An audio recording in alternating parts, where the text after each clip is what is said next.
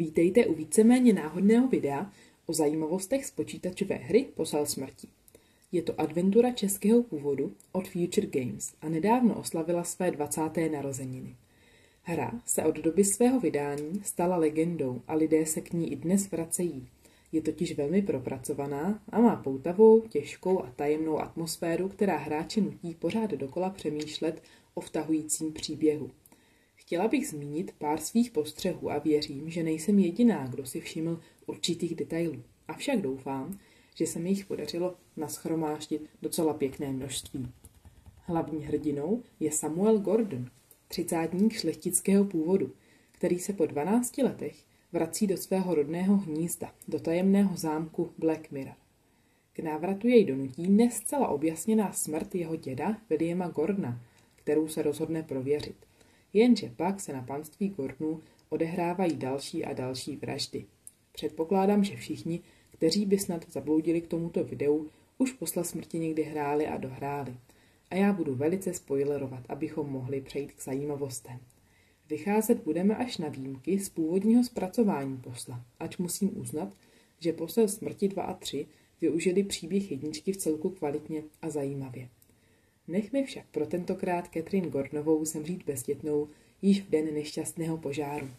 Nechme Muraje vlastnit pouze zaprášené vetešnictví a nechme Samuela zůstat posledním, koho kdy trápila Mordredova kletba. Za prvé 5 vražd. Vyskytly se teorie, že ne všechny vraždy musel spáchat Samuel, že Williama mohl z okna vystrčit například jeho nezdárný syn Robert. Avšak získání 5 klíčů duší je podle proroctví Mordreda Gordona přímo podmíněno 5 vraždami. Takže víme celkem s jistotou, že Samuel zavraždil jak svého strýce Roberta, tak doktora Hermana, malého Vicka, zahradníka Henryho i dědečka Williama. Do výčtu vražd se naopak nepočítá James, který se v bezvýchodné situaci oběsil, ani Samuel sám, který ukončil svůj život skokem z věže. Mimochodem, jedním z hlavních herních argumentů pro sebevraždu v případě Williama byl fakt, že dveře jeho pracovny byly po jeho smrti zavřené zevnitř. My však víme, že když Samuel prohledával věžní místnost, dveře se větrem zabouchly a zobáček zámku zapadl tak, že se dveře chovaly skutečně jako zamčené, i když pak stačilo zobáčkem pohnout pomocí nožíku. Zajímavější je, že pro Samuela musela být Williamova vražda ve stavu pomatení smyslů velmi náročným činem, jelikož se náš antihrdina musel přemístit nejspíš o desítky kilometrů daleko, vyhodit Williama z okna, nespatřen opět utéct a odjet a nakonec se vrátit na dědův pohřeb a do zámku, aniž by si cokoliv pamatoval. Můžeme připustit i jistou pomoc nadpřirozených sil. Vždyť sama Mordredova kletba je pro účel hry nadpřirozenou silou, ač by se dala přiblížit například k nějakému dědičnému psychickému onemocnění. Ještě jedna poznámka pro úplnost. Samuela nám ze začátku hry může být líto, že se stal obětí tohoto staletého prokletí a nebylo mu dáno pokračovat v rodové linii. Zvláště zprvu mu fandíme, aby se zorientoval v tajemném a temném okolí zámku i ve svých příbuzných, mezi nimiž se cítí odcizeně a neurčitě. Musíme ale uznat, že to čistá duše vůbec nebyla a že se často řídil heslem účel světí prostředky. A jakže to bylo s tím požárem, při němž zemřela jeho milovaná Catherine a proč za ní cítil tak velikou vinu? Za druhé, krev v drtiči. Na začátku hry, když obcházíme pozemky Gordonů, najde Samuel stopy krve v drtiči větví. Když se k drtiči po chvíli vrátí, aby se přesvědčil, že ho neklamal zrak, krev náhle zmizí, aniž by ji kdokoliv měl šanci umýt. Vzpomeňme si, že Williamovo tělo dopadlo z věže na ostrý plot obrostlý keři. Takže se Samuel mohl skutečně pokoušet zakrvácené větve v drtiči rozštípat a zahladit po sobě některé stopy. Lidský mozek pak vidí, co vidět chce. Jakmile Samuel pohlédne do drtiče poté, co její Henry ujistí, že v drtiči krev být nemůže, tak krev zmizí. Může to být tedy jen Samuelovo podvědomí, které promítá na stěny drtiče krev z větví potřísněného keře. On ví, že tam krev být má, protože ji tam viděl po vraždě Williama. Za třetí, voda a ruce. Po krvi přejdeme na vodu. Jakmile Samuel vstoupí k sobě do pokoje, může si umýt ruce v umyvadle. Umyvadlo pak zůstává k umytí rukou aktivní po kliknutí snad po celou dobu hry.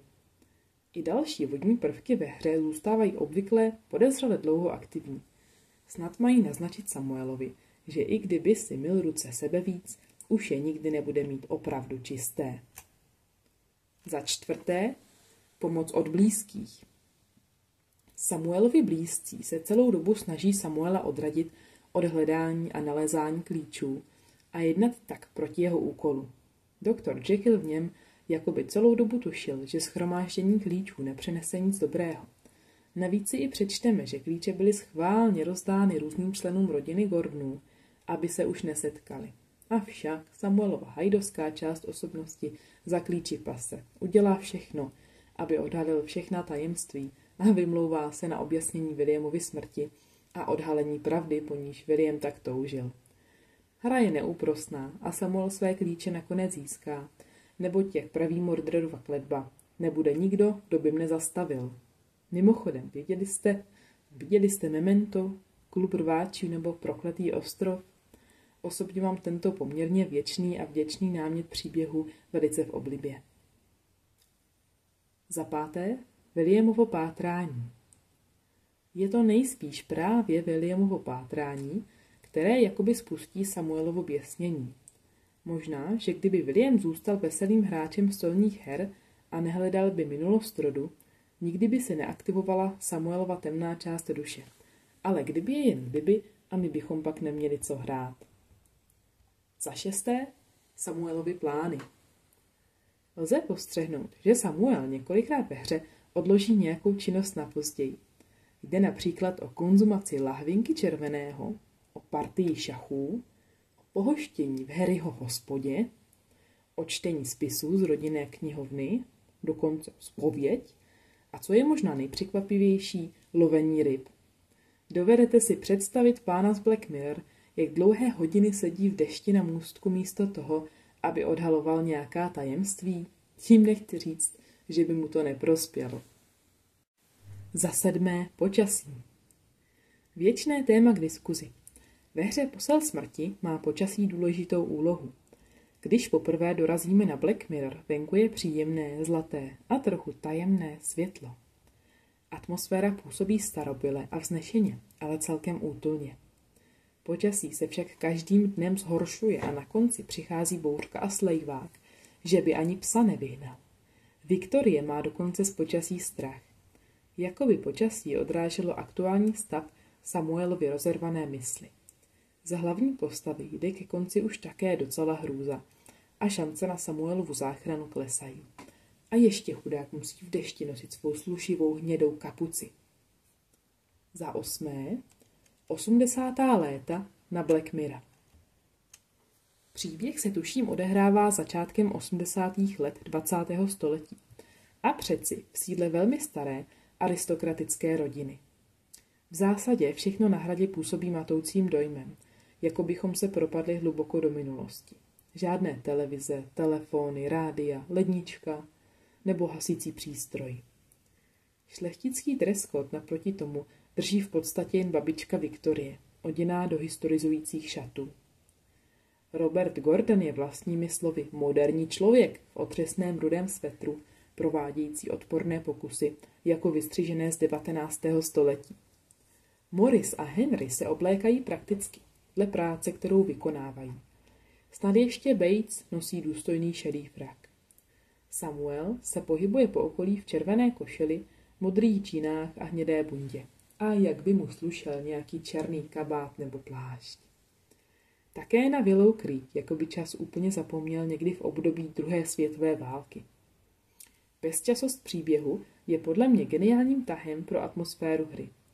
Když už se někdo někam potřebuje přesunout, tak zásadně pomocí koní. Vzhledem k proměnlivému počasí a rázu krajiny musíme připustit, že kůň může být nakonec spolehlivějším dopravním prostředkem než auto. Jinak je ale zajímavé si uvědomit, že příběh se odehrává v éře šílených barevných kostýmů, trvalých amuletů, sladoučkého popu a E.T. mimozemšťana. Snad jen Samuelův fotoaparát nám připomíná, že jsme se nepropadli o století nazpět. Za 9. krajina. Nevíme přesně, v jaké části Británie Black Mirror leží. Nějaké indicie ale máme. Ve Walesu to být nemůže. Tam už stojí druhé sídlo Gordonu. Ve Skotsku taky ne, protože hospodský Harry se posmívá Murayovi, že je prašivej Skot, což by si ve Skotsku sotva troufnul. Takže někde v Anglii. Tady se přeci jen odvolám na Posla smrti 2 a 3, podle nichž se zámek Black Mirror nachází v Suffolku. To by celkem odpovídalo krajinnému rázu i charakteru budov. Posuďte sami. Myslím, že tvůrci dalších dílů Posla smrti se celkem trefili. Za 10. vegetace. Všimli jste si někdy, jak podivně je v poslu vyřešená vegetace? Zhruba půlka stromů je normálně olistěná, ale druhá půlka je holá nebo suchá. Některé vyloženě vypadají jako opadané na zimu. A přitom víme jistě, že v době příběhu je minimálně květen nebo dokonce letní prázdniny. Henry pálí listí, jako by byl listopad, a vrpové lístky se třepetají jako v červenci. Nevím, zda je to chyba ve hře, ale opět je to cosi, co dává hře unikátní, bezčasovou atmosféru. Za 11. Batesovo umění. Když se hospodský Harry Samuelovi zasměje, že Bates není zrovna mistr kuchař, nabádá pána z Black Mirror, aby si přišel spravit chuť. Bates nepůsobí, že by vařit nedokázal. Samuel o něm dokonce tvrdí, že je to dobrý kuchař. Ale musíme asi dát Harrymu trochu za pravdu. V jedné fázi hry, kdy Samuel podniká jistě mnohahodinové výpravy z hradu a zpátky, Bates pořád stojí v kuchyni a smaží něco na pánvi, asi vajíčka nebo slaninu nebo co to je. Ať je to, co chce, k večeři bychom to asi nechtěli.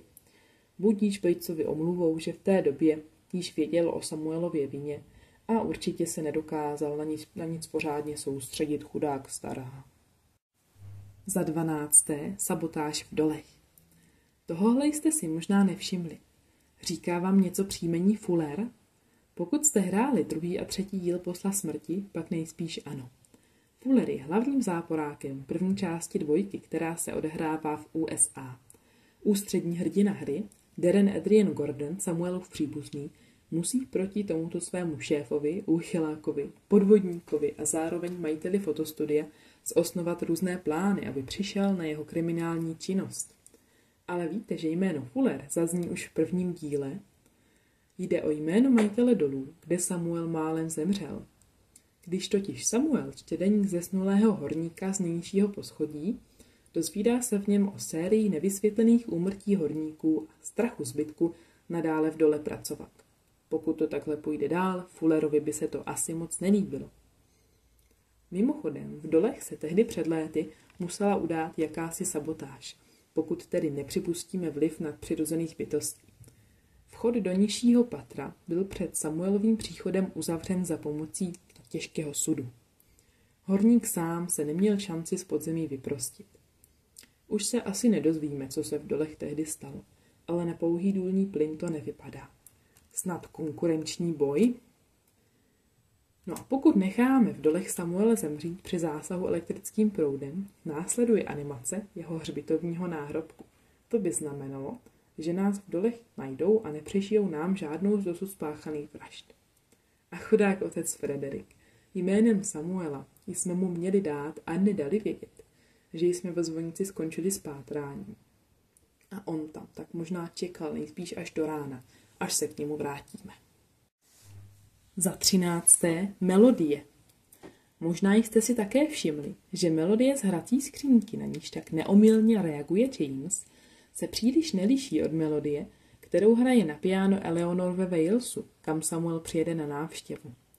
Jde tedy pravděpodobně o starý nápěv, který znají všichni Gordonové. Celá hudební stránka Posla smrti je naprosto strhující a geniální a musím před ní hluboce smeknout. Navodit hudbou tak hutnou atmosféru, to se podaří málo kdy. Ať už jde o tísnivou blízkost smrti v pitevně, dech starých odvátých dní při příchodu do Willow Creeku, nebo právě tuto melodii. Zdeněk Houp je porec. Za 14. kříž rodu z Walesu. Na panství ve Walesu Samuel nachází na několika místech křížový znak jednoho z původních rodů. Avšak tento znak můžeme nalézt i na samotném panství Black Mirror. Zde se nachází v hlavní síni, to je s tou koulí uprostřed, nad jedním ze vchodů. Ale co tam dělá, když hrad Black Mirror byl založen bratry Gordonovými již v roce 1206? Třeba nějaká trofej z Walesu? Za 15. Erb Gordonů. Když už jsme u těch znaků, není zcela jednoduché nalézt podobu erbu Gordonů, ale je tam. Jednak na rodinných kočárech, v konírně či u kostela při zpovědi pravdy, ale zdaleka nejlepší ukázka rodového erbu je k vidění na hrobě jednoho z předků Gordonů u sanatoria v Ashbury. Hrobka je sice prázdná, ale erb je pěkně znázorněn. Jsou na něm políčka se 2 orly na šikmo proti sobě, snad znázornění bratrů Markuse a Mordreda. Mezi orly je ještě jedno pole s jakýmsi mečem umístěným vodorovně. Erb se také nechá spatřit v nabídce otázek při konverzaci, když se doptáváme postav na informace o rodu Gordonů. Za 16. Jamesovy proměny. Chudák James. Moc šťastného života si neužil. Zajímavé je, že máme celkem protichůdné informace o jeho vzhledu. Na fotografii, kterou jsme složili z útržků, se James jeví jako starší a neúplně tmavovlasý. Chybět mu ucho, je to úplný autoportrét malíře Vincenta. Naživo vypadá jako Sid Vicious, mnohem mladší a bez vousů, černovlasý. Zdá se, že Robertovy pokusy zapříčinili Jamesovo mírné umládnutí. Za 17. Buňky. Ale co to vlastně Robert zkoumal? Když Samuel objeví deník svého strýce, Black Mirrorského Mengeleho, nalezne v něm kresby experimentálních buněk. Úplně stejné kresby se pak vyskytují v deníku nacistického vědce Dietera Raumhartra ze hry Posel bohů, kdy deník objeví historik Martin Holland. Tyto 2 postavy jsou od sebe odděleny asi 40 lety v neprospěch Roberta. Robert, ty jedna zlodějská bestie. Za 18. USA. Hra je plná místních názvů jako Willow Creek nebo Leechdale. Tato místa se nikde v Británii nevyskytují. Pokud už někde leží místa s těmito názvy, pak to jsou celkem náhodná místa v USA. Za 19. Co nám prozradí Morris? V Morrisově stáji máme možnost celkem detailně prozkoumat některé předměty na jeho stole. Tak třeba ona láhev vína, kterou koňák vyžáhnul, pocházela z roku 1897. No, Morris o sobě právem tvrdil, že je drzoun. A druhý zajímavý detail, noviny na stole. Ty jsou psané česky a lze na nich ku podivu rozpoznat i nějaká ta slova, například události týdne, počasí. Vypadá to na pořádnou okurkovou sezónu, ale počkejte, až se žurnalisté dozví o vraždícím pánu z Black Mirror. Za 20. Obrazy. Hra je plná maleb a uměleckých děl. Pokoušela jsem se aspoň u některých z nich určit původ. Gordonovi mají ve svém sídle pěknou sbírku umění a také několik kopií. Vedle Robertovy pracovny visí obraz Jennifer Gordonové, ženy Tobiase Gordona. Ve skutečnosti jde o Rembrandtův portrét jeho manželky. V Samuelově pokoji máme zase dílo Alessa Baldovinettiho, představitele italské renesance. Dílo, které se nazývá Dáma v žlutém, má reprezentovat Catherine Gordonovou. Kráska. Obraz nad krbem se mi bohužel nepodařilo rozluštit, i když vypadá neuvěřitelně povědomně. Působí jako kombinace Panny Marie a Máří Magdalény. Za to v horní chodbě se to hemží osobnostmi. Nalézáme zde portrét Františka Josefa I. a Josefa II. A o kousek dál také krásnou Sisi. A pak Rembrandtův obraz starého modlícího se muže. Ve společenské místnosti nalézáme kromě jakési ikony i Jindřicha VIII. Jen trochu v přestrojenice Berghema Gordona, zakladatele waleského panství. Nakonec je tu portrét Jeremyho Gordona, starého muže v červených šatech. Bohužel ani k němu se mi nepovedlo dohledat žádný dostatečně přesný originál, ač bych to typovala na Rembrandta. Co je ale zajímavé, že tento obraz se nám ve hře opakuje. Jednou vedle krbu, kde Samuel našel roztrhanou fotografii. Mluví o obraze jako o spáleném plátně. Po druhé na půdě jako maličká vyřazená malba a dokonce snad po třetí jej můžeme tušit i v Harryho hospodě. Ještě můžeme zmínit, že Eleanor si v Walesu vystavila Wolfganga Amadea Mozarta. A ještě takový malý detail. V Hermanově domě visí na zdi plakát k filmu Denunciant neboli The Informer z roku 1935 a na ČSFD má 77% a získal také 4 Oscary. A za 21. verše. Závěr příběhu se odehrává v podzemním předpeklí. Samuel shromáždí klíče duší a pomocí nich odemkne pravdu, o kterou by William stál jen těžko. Vysloví verše z pekelné knihy. K Samueli prosím. Zodokare busadire, im coraxo sodere, matorebbi, vax da sobra vei, maliore vax da sobra, malior im ibutte, amena vei busadire, amena vax zodokare. Ačkoliv slova nejdou dobře rozluštit, přeložit například z latiny, v kontextu indoevropských jazyků můžeme nabít určitého intuitivního dojmu, který nám snad napoví. Tak například slova jako dokáre nebo buzadire zní docela jako slovesa. Im by mohla být předložka v nebo do, matorebe a matoreby pak musí být slova podobného významu, jen třeba v jiném bádě, čase, osobě a podobně. Maliora zní jako něco zlého a amena zase připomíná biblické ámen. Lze předpokládat, že ve verších se mluví o zlu, temnotě, klíčích a povolávání zlé moci. Z mého pohledu zůstává nezodpovězenou otázkou, zda Samuel do Kobek a k pekelné bráně šel v rámci zpytování svědomí a s úmyslem kletbu zastavit, nebo ještě více ovládán Mordredovou kletbou. Pomocí své krve a 5 klíčů dosáhl odhalení veršů, které postupně odrecitoval. Na druhou stranu pekelná brána se poté zavřela a Lucifera na trůnu jsme také nezahlédli. Možná tak Samuel pouze ukončil a ohraničil působení Mordredovy kletby. A to bylo takové hraní si nakonec.